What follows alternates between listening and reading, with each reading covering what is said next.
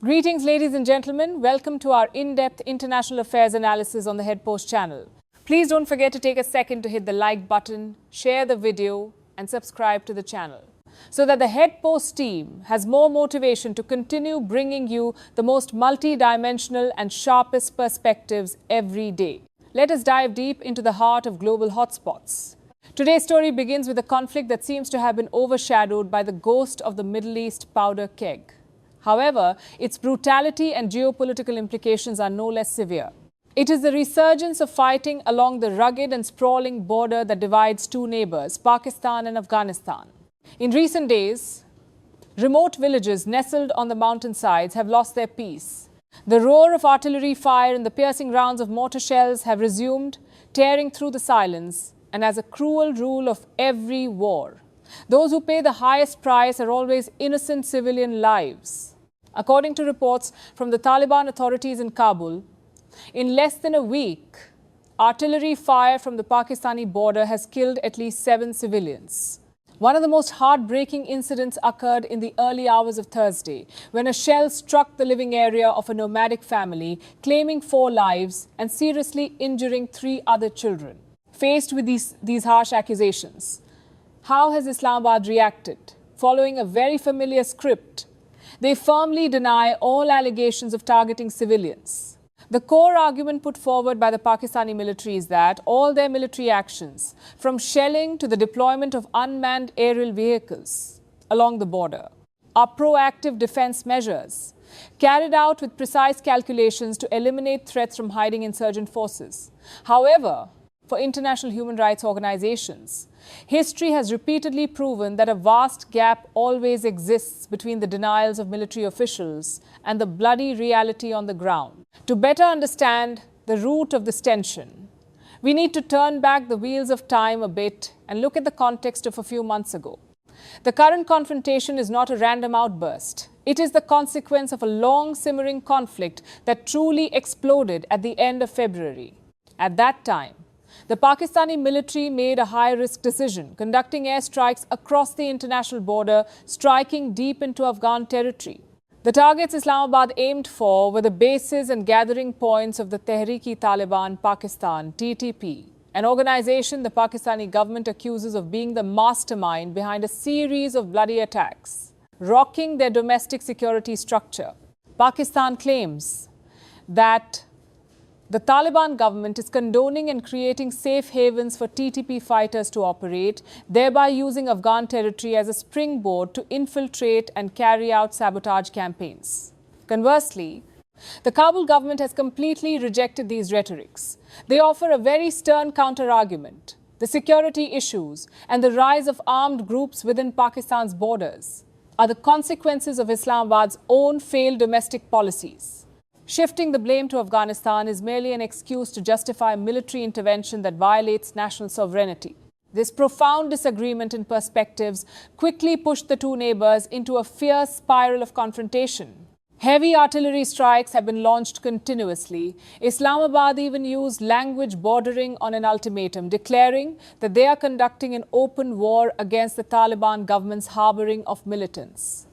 Both sides have used their media apparatuses to announce massive damage they claim to have inflicted on the opponent. However, in the context of a strictly blockaded border and the absence of independent international observers, these figures remain more characteristic of psychological warfare than a true reflection of the battlefield reality. And while the gun barrels are still firing, on the diplomatic front, regional powers have begun to make intervention moves to prevent a worst-case scenario. China, a power that always views the stability of Central Asia as vital to its massive Belt and Road Initiative, BRI, quickly dispatched high-level special envoys to shuttle between Kabul and Islamabad. The message from Beijing is crystal clear. The top priority right now is not determining who is right or wrong, but to immediately de-escalate hostilities, prevent the fire of war from spreading, and bring both sides back to the diplomatic negotiating table. But reality shows that being a peacemaker in this region has never been an easy task. Recall the lesson of last October, when Qatar and Turkey made every effort to mediate and successfully brokered a ceasefire after bloody clashes, yet that agreement quickly collapsed after a short period. The lack of strategic trust, combined with continuous allegations of violations from both sides, has made all diplomatic efforts as fragile as soap bubbles. Beyond bilateral relations, this confrontation has also triggered wars of words involving other regional powers. As predicted by many political analysts, Pakistan has once again played its familiar card. They publicly accuse India, their arch rival in South Asia, of using Afghan territory as a springboard, secretly financing and providing logistics to insurgent groups against Islamabad. Immediately, New Delhi reacted sharply. They not only completely rejected these claims but also criticized Pakistan in return, stating that Pakistan's tendency to always blame foreign forces is actually a tactic to distract domestic public opinion and cover up the disastrous failures of the government and military in controlling the internal security situation. And clearly, those failures cannot be hidden. Despite launching a series of costly and risky airstrikes, Pakistan's core objective of completely dismantling the TTP's command network remains unfulfilled. This armed network has not been destroyed. Instead, it seems to have adapted and is operating with increasingly sophisticated intensity. For the leaders in Islamabad now, they are truly trapped in a strategic quagmire, where both moving forward or stepping back comes at an extremely high cost, leaving the smoke-filled mountains of Central Asia. Let's shift our gaze to an altitude of tens of thousands of kilometers, where an equally fierce race is taking place, reshaping the entire combat doctrine of the 21st century: outer space and satellite positioning technology. In recent days, while observing Iran's long-range fire strikes against targets in the Gulf, Western intelligence experts and military analysts discovered a very disturbing truth. Something has changed in the flight trajectories of ballistic missiles. If in the past, Tehran's weapon systems were often assessed to have a fairly large circular error probable CEP relying on wide area destruction rather than point precision, today, field reports indicate that targets are being hit with a margin of error much smaller than initial computer simulation predictions. This sudden improvement in accuracy has raised a big question: what made the difference? According to leading weapons experts, the answer probably does not lie in solid fuel engines or advanced aerodynamic designs, but in invisible signals transmitted from outer space. The world's attention is focusing on a system called BeiDou, the global satellite navigation network developed independently by China.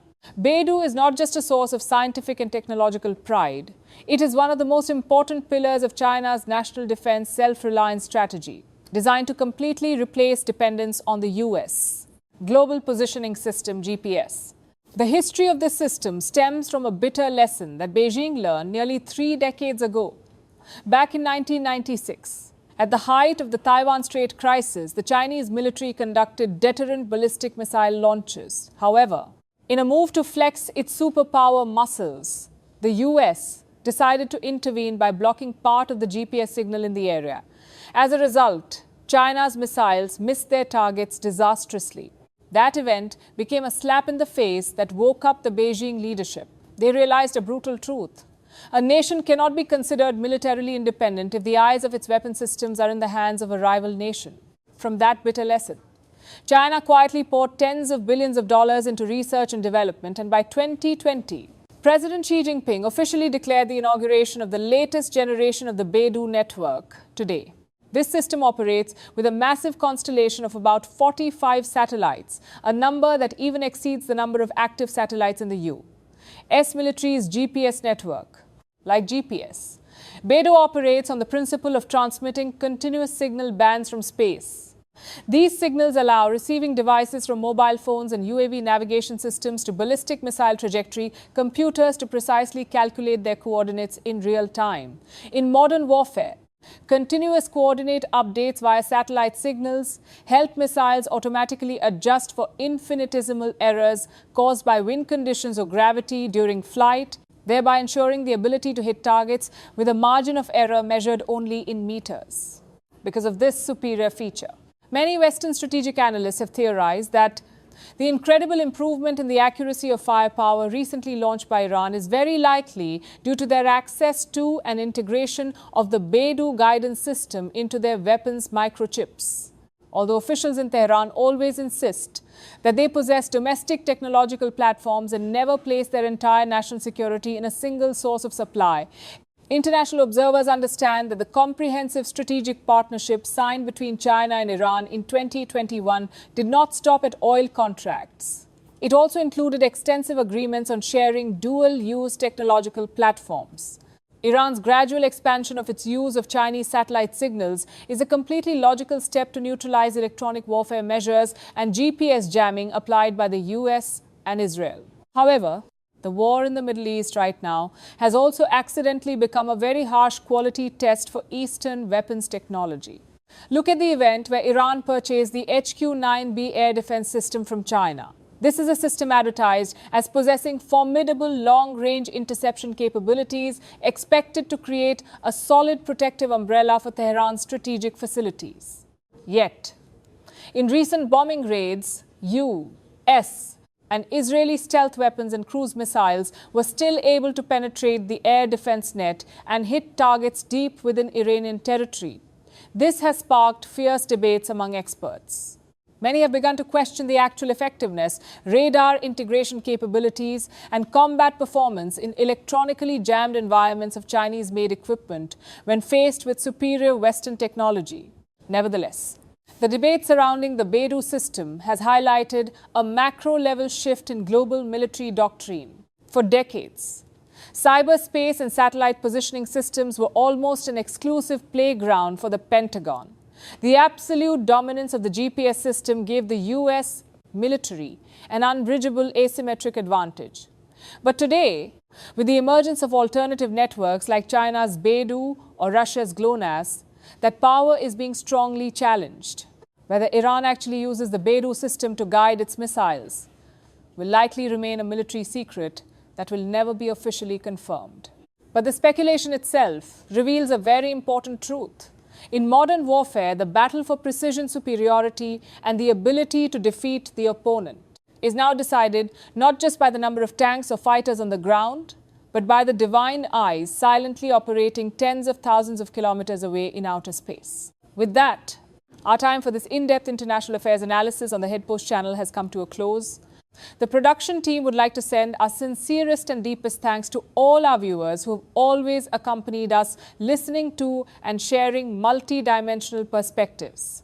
Please empower the channel by hitting the like button, share this video with friends and relatives, and especially don't forget to hit the subscribe button so you don't miss any important current events on the world map in the coming time.